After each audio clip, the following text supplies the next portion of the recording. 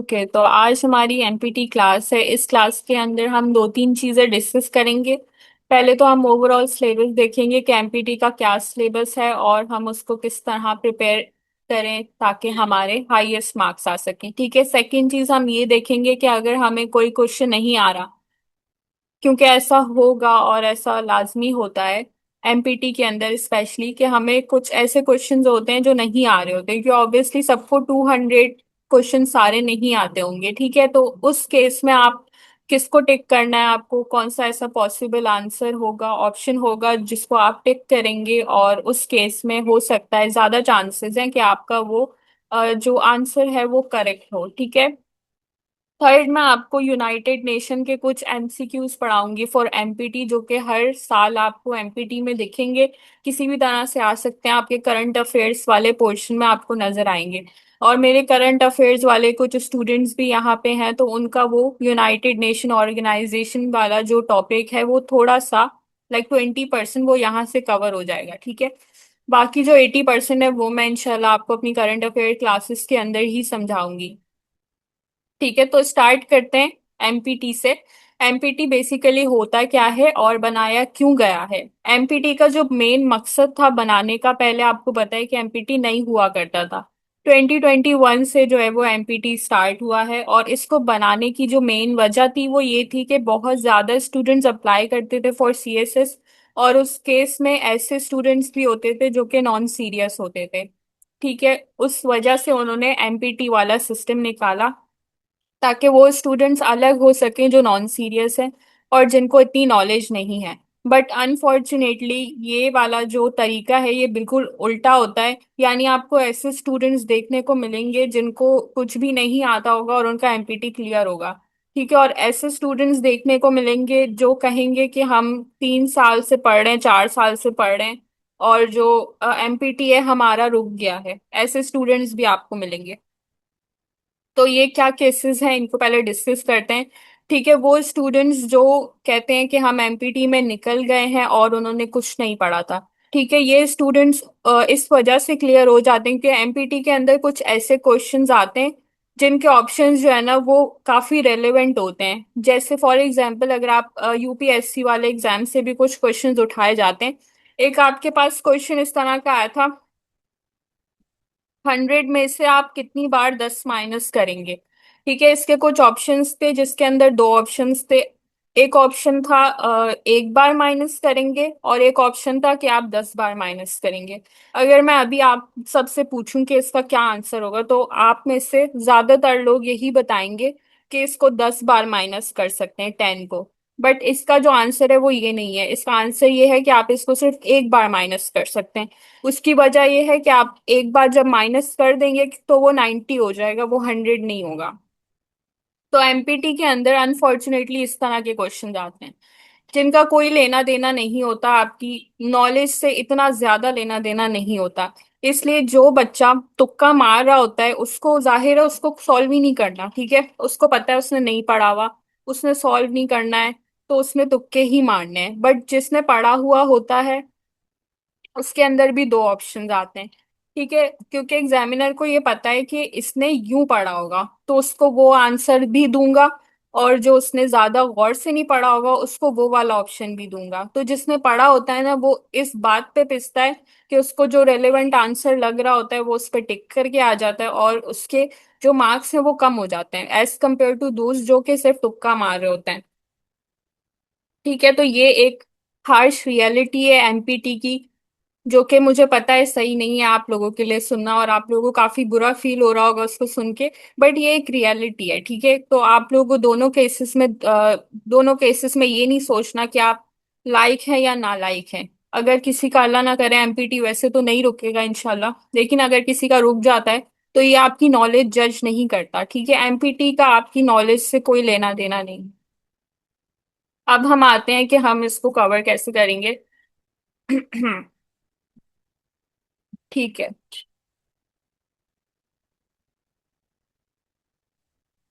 तो सबसे पहले हमारे पास क्वेश्चंस कितने होते हैं, 200 होते हैं। हमारे पास 1 मिनट होता है एक क्वेश्चन सॉल्व करने का। अगर आपने मॉक्स दिए तो आपको अंदाजा होगा कि 200 मिनट्स काफी लंबा टाइम होता है।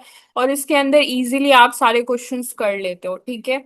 बहुत आराम से कवर हो जाते हैं सारे क्वेश्चन, इवन कुछ बच्चों के 1 घंटे में ही हो जाते हैं। और काफी ज्यादा टाइम उनके पास बचता है। ठीक है, तो आपको करना क्या है। सबसे पहले हमारे पास जो सिलेबस के अंदर है वो है इस्लामिक स्टडीज, जो कि 20 नंबर की है। उर्दू है 20 नंबर का, इंग्लिश 50 मार्क्स की है, एबिलिटी 60 मार्क्स की है, जनरल नॉलेज 50 मार्क्स का है। ठीक है, इसके अंदर आपको मिनिमम मार्क्स कितने लेने हैं, आपको 66 मार्क्स लेने हैं। ठीक है, टोटल आपको कितने मार्क्स लेने हैं, 66। 66 वो स्कोर है जो आपको अलाउ करता है कि आप रिटर्न में बैठ सको। ठीक है, आपको सबसे ज्यादा यहाँ पे किसके मार्क्स दिख रहे हैं, जनरल एबिलिटी के। जनरल एबिलिटी अगर आपकी स्ट्रांग है तो आपके 60 मार्क्स तो आपके पास पक्के पक्के हैं। ठीक है, उसके अलावा 6 मार्क्स आप तुक्के से भी ले लेंगे, तो वो ऑब्वियसली इतना तुक्का तो आपका लग ही जाएगा कि आप 6 और मार्क्स आप ले सकें। तो अगर किसी की जनरल एबिलिटी स्ट्रांग है तो उसको टेंशन लेने की बिल्कुल जरूरत नहीं है, उसका एमपीटी जो है वो 100% क्लियर है। ठीक है, जनरल एबिलिटी में कुछ ऐसे क्वेश्चंस होते हैं जो वो घुमा के देता है, यानी अगर आप एक बार सॉल्व करोगे ना तो उसका वो भी आंसर लिखा हुआ होगा ऑप्शन में।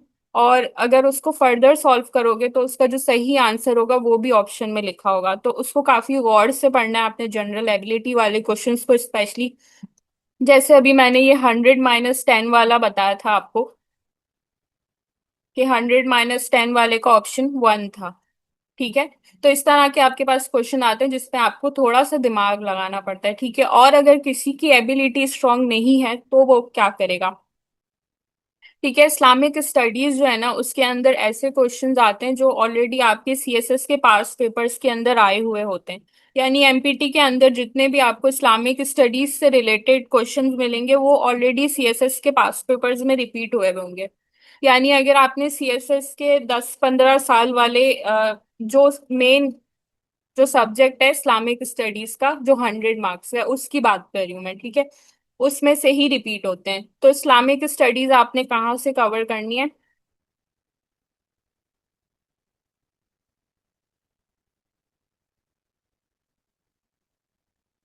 ठीक है, आई थिंक आप जो है ना आप सबको क्लियरली देख रहा होगा। इस्लामिक स्टडीज आपने कवर करनी है पास पेपर से,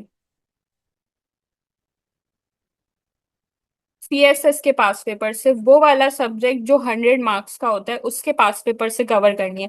ये नहीं कि आपने एमपीटी के पास पेपर निकाले और उससे कवर करके फिर आप कह रहे हैं कि ये तो रिपीट ही नहीं हुआ। ऑब्वियसली एमपीटी हर साल नहीं आता, अभी चंद साल ही हुए हैं उसको आए हुए, तो वो बेचारा इस्लामियत उसमें भी रिपीट हो गया तो फिर हो गया काम। अभी आपने जो पास पेपर्स करने हैं वो उसके करने हैं, उस इस्लामियत के करने हैं जो उसका मेन सब्जेक्ट है। ठीक है, क्योंकि अगर आप खुद जज भी करें एमपीटी पास पेपर्स को देखें तो वो वहीं से आ रहे होते हैं। इस्लामियत की बात कर रही हूँ मैं से, ठीक है, बाकी पेपर्स की बात नहीं करी। अच्छा, उर्दू के अंदर उर्दू ग्रामर जो है वो आप देख लें। अगर आपको अल्फाज मुतरादिफ और आपको सेंटेंस करेक्शन, उर्दू वैसे बहुत इजी पूछी जाती है, इतनी हार्ड नहीं होती। तो इस्लामिक स्टडीज के अंदर अगर आपकी जनरल एबिलिटी स्ट्रांग जिसकी नहीं है, ये उसके लिए बता रही हूँ सर। ठीक है, तो आपने यहाँ से उठा लिए 20 मार्क्स और उर्दू से आपने उठा लिए 20 मार्क्स। ठीक है, ये आपके हो गए 40 मार्क्स।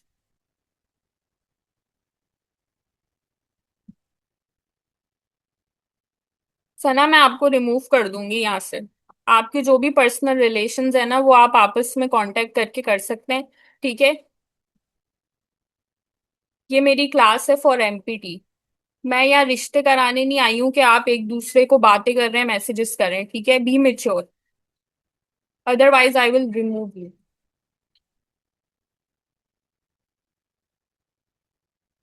ठीक है, उर्दू का जो पोर्शन है वो अगर आपने कवर कर लिया तो आपके हो गए टोटल 40 मार्क्स।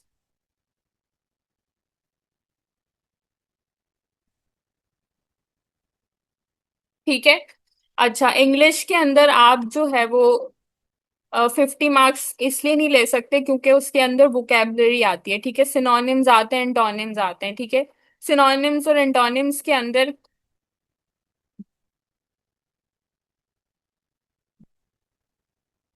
आपका जो भी भाई है ना आप काइंडली उससे पर्सनली बात कर लें।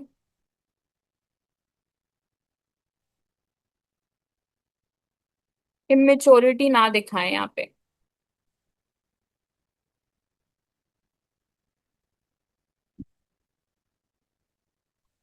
ठीक है, अब वो रिमूव हो गई है, और कोई भी ऐसी हरकत करेगा तो वो सीधा रिमूव होगा। ठीक है, तो मैं आपको रियलिटी बेस बताती हूँ कि वो कैबलरी जो है वो आपको नहीं आ रही होती है एमपीटी में, और मुझे पता है कि आप लोगों को नहीं आ रही होगी, क्योंकि वो कैबलरी पास पेपर से भी इतनी रिपीट नहीं होती, और जितनी भी आप पढ़ लो वो लग नहीं रही होती। मुश्किल से आपकी अगर बहुत अच्छी किस्मत है तो एक या दो आपकी वो कैब्स लगेंगी। सिनोनिम्स एंटोनिम्स इतने हार्ड होते हैं कि मोस्टली आपको नहीं आ रहे होते। तो इंग्लिश के अंदर वोकेबलरी के आपके पास बिल्कुल मार्क्स नहीं होते, यानी उसकी तरफ से तो आप 0 मार्क्स रखें। ठीक है, ग्रामर के अंदर आपको डायरेक्ट इनडायरेक्ट आप जो आपके एक्टिव पैसिव है और कॉम्प्रीहेंशन है, अगर वो आपने स्ट्रॉन्ग कर ली तो आपके जो है वो यहाँ से 40 मार्क्स मिल गए।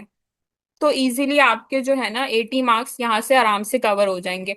जनरल नॉलेज को मैं इसलिए यहाँ नहीं रख रही, पाकिस्तान अफेयर करंट अफेयर्स, क्योंकि इसके अंदर ना मेजोरिटी क्वेश्चंस ऐसे होते हैं जो आपको कंफ्यूज कर रहे होते हैं। ठीक है, और कुछ क्वेश्चंस ऐसे भी होते हैं जो आपको आ रहे होते हैं, यानी जरूरी नहीं है कि इसके अंदर ऐसे क्वेश्चंस पूछे जाएं जो आप करंटली न्यूज़ेस पढ़ रहे हो, कुछ ऐसी ऑर्गेनाइजेशन से भी पूछ लिए जाते हैं। ठीक है, वो मैं आपको खैर पढ़ा दूंगी। यूनाइटेड नेशन, और यूनाइटेड नेशन का अभी रिसेंट ईयर्स में काफी ज्यादा रोल रहा है, और क्योंकि उसका जो ऑर्गन है आईसीसी और सिक्योरिटी काउंसिल, उसके जो दो मेन ऑर्गन्स हैं उनका काफी ज्यादा आजकल की जो वर्ल्ड ऑर्डर चल रहा है उसके अंदर बहुत अच्छा पार्ट है उसका। तो यूनाइटेड नेशन ऑर्गेनाइजेशन से बहुत ज्यादा क्वेश्चंस आएंगे, मुझे ऐसा लगता है। ठीक है, ठीक है, तो ये आपकी कवर हो गई एमपीटी, अगर आपको आता है।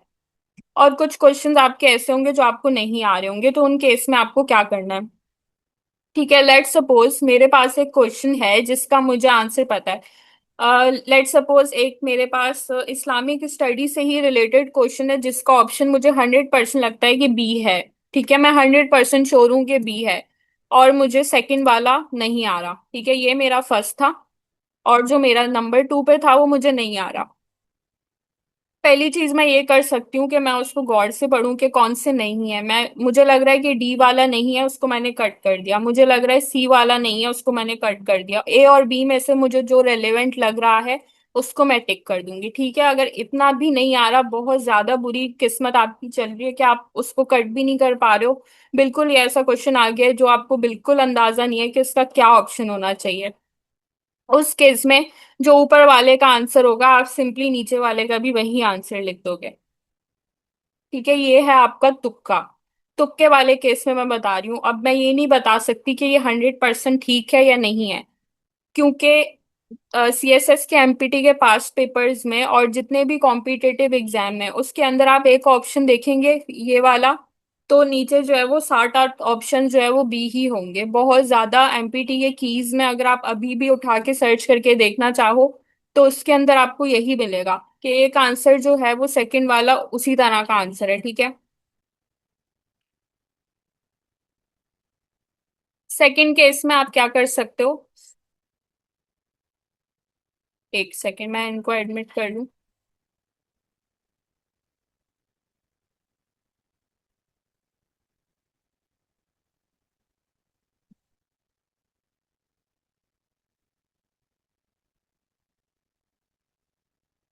ठीक है, एक तो चीज हो गई ये वाली। सेकंड जो है, अगर आपको ऊपर वाला भी नहीं आ रहा, आपको बहुत सारे क्वेश्चंस नहीं आ रहे, उस केस में आप क्या करेंगे। ठीक है, बहुत ज्यादा जो पॉसिबल करेक्ट आंसर होता है ना एमपीटी या किसी भी एमसीक्यूज के अंदर, वो ज्यादा पॉसिबिलिटी किसकी ऑप्शन की होती है, वो होती है बी या सी की। इसके पीछे वजह ये है, मैं कोई हवा में बात नहीं करी, मैं खुद एग्जामिनर हूं और मैं खुद भी पेपर्स बना चुकी हूँ। ठीक है, इसकी एक रीजन ये है कि जो भी एमसीक्यूज बनाए जाते हैं उसको ऐसे डिजाइन किया जाता है कि जो भी सही आंसर होता है ना उसको बीच में छुपा दिया जाए। ठीक है, उसको बीच में छुपाया जाता है, तो या तो वो बी के अंदर छुपाया जाता है या फिर वो सी के अंदर छुपाया जाता है। तो जितने भी एग्जामिनर्स होते हैं वो उस आंसर को छुपाने के लिए, यानी उसको मिडिल में करने के लिए बी या सी ऑप्शन रखते हैं। ठीक है, तो ज्यादातर जो करेक्ट ऑप्शंस आपके पास होते हैं वो बी होता है या सी होता है। ठीक है, अब आपने ऐसी वीडियोस देखी होंगी, अब आप ये सोच रहे होंगे कि बी या सी में से जो है वो कौन सा ज्यादा पॉसिबल करेक्ट आंसर हो सकता है। ठीक है, बी और सी वैसे दोनों ही मतलब देखे जाते हैं कि सीएसएस के अंदर दोनों ही देखे जाते हैं, लेकिन क्योंकि सीएसएस का जो एमपीटी और सीएसएस बाकी सब्जेक्ट से, सॉरी, बाकी एग्जाम से काफी डिफरेंट है। तो जो दूसरे एग्जाम्स होते हैं उसके अंदर सिर्फ तीन ऑप्शंस होते हैं, ठीक है, ए, बी और सी ऐसे करके। तो उन केस में जो है ना, बी आंसर उसका बहुत मोस्ट पॉसिबल आंसर होता है, क्योंकि सीएसएस के अंदर ना चार ऑप्शंस होते हैं, ए, बी, सी और डी। तो अगर इन केस आपके पास तुक्का लगाने का है, अगर आपको नहीं आ रहा, आपको लगता है कि आपको इसमें तुक्का ही मारना है, तो आप बी या सी में से चूज करेंगे। और अगर उसमें से भी आप मुझसे पूछेंगे कि बी और सी में से कौन सा ज्यादा करेक्ट हो सकता है, तो मैं आपको कहूंगी कि आप सी पे टिक कर दें, ठीक है। अब ऐसा नहीं है कि आपने सारों को सी सी करके टिक करना है, आपने बी को भी कंसिडर करना है, ठीक है। ए और डी आंसर्स बहुत कम होते हैं, बट अगर आपको लगता है कि ए और डी वाला ऑप्शन है, और मुझे पता है कि मुझे आता है, और अगर आपको रिलेवेंट भी लग रहा है, तो आप ए और डी में से ही टिक कर सकते हो, अदरवाइज आप बी और सी की तरफ जाओ, ठीक है। तो ये थे जो आपने तुक्के मारने थे, बाकी तुक्कों पे ज्यादा लाई ना करें तो अच्छा है, आप यहाँ से इजीली अपने मार्क्स ले सकते हैं, ठीक है। आप अपने 80 मार्क्स यहाँ से ले सकते हैं, और अगर आपको एबिलिटी आती है तो फिर तो आपको किसी की जरूरत ही नहीं है। अब हम आते हैं अपने टॉपिक पे, जो कि है यूनाइटेड नेशन ऑर्गेनाइजेशन। इससे पहले आपका कोई भी क्वेश्चन है इससे रिलेटेड एमपीटी से, तो आप लोग मुझसे पूछ सकते हैं। तो क्या एबिलिटी में ही चलेंगे? एबिलिटी अगर आपको नहीं आती तो ऑब्वियसली आप तुक्के मार सकते हो, बट अगर आपको आती है, एबिलिटी इतनी मुश्किल नहीं होती है वैसे, बहुत इजी है। यूएन ऑर्गेनाइजेशन ये करंट अफेयर्स का टॉपिक है जी, बिल्कुल ये करंट अफेयर्स का टॉपिक है, और ये आने वाला है, इसके एमसीक्यूज आते हैं, ठीक है। मैं सिर्फ इसकी एमपीटी पढ़ाऊंगी। मुझे याद नहीं आप मेरे करंट अफेयर स्टूडेंट्स के, करंट अफेयर वाले बैच के हो या नहीं, बट अगर आप उस बैच के हो तो आप टेंशन ना लो, मैं इसको पूरा कवर करवाऊंगी अपनी क्लासेस में, बट अभी मैं सिर्फ एमसीक्यूज पढ़ा रही हूँ, ठीक है। करंट अफेयर की रेशियो कितनी होती है एमपीटी में, ये मैंने अभी मेंशन किया हुआ है, ये ऊपर ही मेंशन किया हुआ है मैंने आपको। करंट अफेयर के जो क्वेश्चंस होते हैं, everyday science, current affairs, Pakistan affairs, ठीक है, ये सब मिला के आएंगे आपके पास 50 मार्क्स के। उसके अंदर कोई खास रेशियो नहीं है, ये मिक्स होके आते हैं आपके पास। हो सकता है करंट अफेयर्स के आपके पास ज्यादा क्वेश्चन आ जाए, एवरीडे साइंस जो है वो आप पास्ट पेपर से कवर करोगे, ठीक है। जनरल साइंस और एबिलिटी के जो पास्ट पेपर्स है आप वहां से कवर करोगे इसको। बाकी जो करंट अफेयर्स है उसकी उसकी तैयारी आप टेस्ट पॉइंट से कर सकते हो, या फिर आप पाक एमसीक्यू से कर सकते हो। पाकिस्तान अफेयर्स के अंदर आप हिस्ट्री को देख सकते हो, ठीक है। उसके अलावा आप यही दोनों साइट्स यूज कर सकते हो, टेस्ट पॉइंट और पाक एमसीक्यूज। और पाकिस्तान अफेयर्स के अंदर आप जो है वो पास्ट पेपर्स भी देख सकते हो। ठीक हो गया मैम? ऑल राइट मैम, लोग कहते हैं एबिलिटी बिल्कुल लास्ट में करना चाहिए क्योंकि वो टाइम टेकिंग है। हाँ, जो भी कहता है वो बिल्कुल ठीक कहता है, अगर आपको एबिलिटी आती है तो वो ऑब्वियसली आप सबसे लास्ट में करोगे, क्योंकि उसको सॉल्व करने में आपको टाइम लगेगा।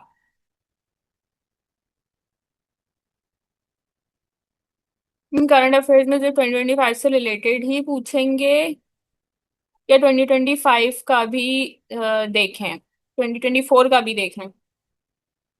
वैसे तो मैं ये नहीं कह सकती कि करंट अफेयर्स 2025 का ही देखें या 2024 का, ठीक है। कुछ चीजें आपस में रिलेट होती हैं, जैसे कि United Nation Organisation Palestine issue 2024 में भी चल रहा था, 2025 में भी चल रहा था, वैसे जो 2025 से रिलेटेड क्वेश्चंस आते हैं। लेकिन जैसे कि हमारा जो प्रेसिडेंट है वो 2025 में न्यू अलॉट नहीं हुआ, वो 2024 में भी वही था, तो वो दोनों सेम ही है, ठीक है। तो उस केस में जो है, अगर दोनों चीजें सेम हो तो आप दोनों देख लो, अदरवाइज आप 2025 पे ज्यादा फोकस करो,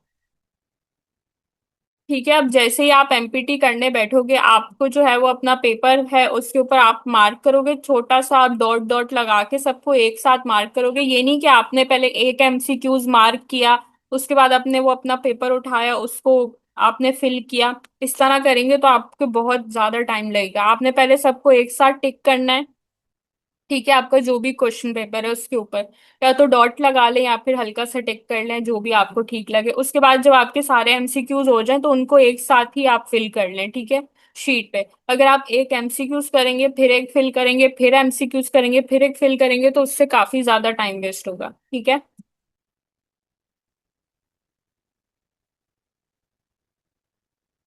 और कोई क्वेश्चन इसके अलावा आप सबका?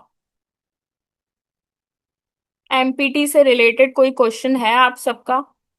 रफ वर्क क्वेश्चन पेपर पे अलाउ है। रफ वर्क के लिए वैसे शीट प्रोवाइड की जाती है, अगर नहीं प्रोवाइड की जाए तो आप क्वेश्चन पेपर पे कर सकते हैं। मैम कुछ दिन पहले ही सीएसएस की प्रिपरेशन स्टार्ट किया है, बस सिर्फ एमपीटी एग्जाम देना है। मैं सीएसएस एग्जाम में अपियर नहीं हो सकता, सीएसएस 2027 में अपियर का सोचा है। एमपीटी पास कर सकता हूँ, कोई पास पेपर या टाइम में कैसे एमपीटी पास कर सकता हूँ। आपके लिए मैं यही सजेस्ट करूंगी कि आप अप्लाई, आपने ऑब्वियसली कर दिया होगा तो एमपीटी के अंदर कोई अटेम्प्ट काउंट नहीं होता, तो आपकी एक तरह से आपको वो एग्जाम वाला माहौल मिल जाएगा। और अगर आप सोच रहे हो 2027 में अटेम्प्ट करना, और अगर आप एमपीटी में एक बार बैठ जाओगे तो आप जो है वो श्योर हो जाओगे कि आपको अटेम्प्ट देना ही है। तो आई विल सजेस्ट कि आप लाजमी बैठो एमपीटी के अंदर, ठीक है। और आप यूं ही तुक्के मारो, अगर आपको नहीं करना है तो आप तुक्के मार सकते हो, बी और सी पे क्लिक कर सकते हो, ठीक है। उसके अलावा अभी तो खैर इतना टाइम है नहीं, तो आप एबिलिटी पे फोकस करो, इस्लामिक के पास पेपर्स देखो और जनरल साइंस के पास पेपर्स देखो, और टेस्ट पॉइंट पे जो है वो आप यूं देख लो। और बुक्स जो है वो काफी मोटी मोटी आपको मिल जाएंगी, सारी बुक्स वैसे सेम ही होती है, अंदर का मटेरियल सेम ही होता है। जनरल नॉलेज की एक बड़ी सी बुक जो है वो काफी फेमस चल रही है आजकल, बच्चे खरीद रहे हैं और काफी पढ़ रहे हैं। तो मैं आपको बता दूं कि वो 50 मार्क्स का आएगा, और वो भी सिर्फ साइंस नहीं होगी, उसके अंदर तीनों चीजें मिक्स होंगी। तो बजाय इसके कि आप मोटी मोटी बुक्स लेके पागल हो, आप जो है वो स्मार्ट स्टडी करो और उन चीजों को पढ़ो जो आपको पास करवा सकते हैं। उर्दू की बस ग्रामर कर लें तो चल जाएगा। उर्दू का प्रॉपर सिलेबस है, सर्च करके भी मिल जाएगा। तो ग्रामर, अल्फाज मुतरादिफ भी आते हैं पास पेपर्स के अंदर, और कुछ ऐसे अल्फाज आते हैं आपके पास, कुछ ऐसे सेंटेंसेस आते हैं जिनको आपको करेक्ट करना होता है कि ये करेक्ट सेंटेंस है, ठीक है। उसके अलावा ट्रांसलेशन भी आपके पास आ सकती है कि उर्दू के अंदर ये मीनिंग है तो इंग्लिश के अंदर क्या मीनिंग होगा, ठीक है, यूं करके भी आ सकता है। तो किसी भी तरह से आ सकता है।